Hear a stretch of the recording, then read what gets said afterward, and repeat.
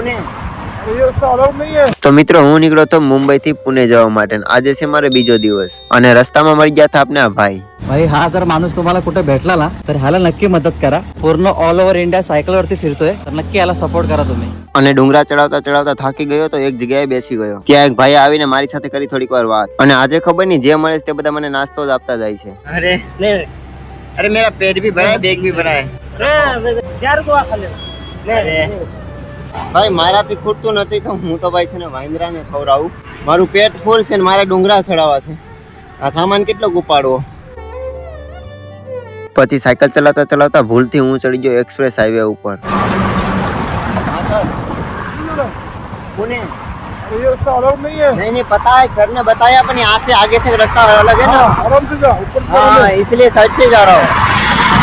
આ છે લોનાવાલાના ડુંગરા ને રસ્તો છે કે આવો વાકો ચૂકો. ત્યાં રસ્તામાં મળી ગયા આપને કાકા છે કેરલા થી. આપકી ઉમ્ર ક્યા હે?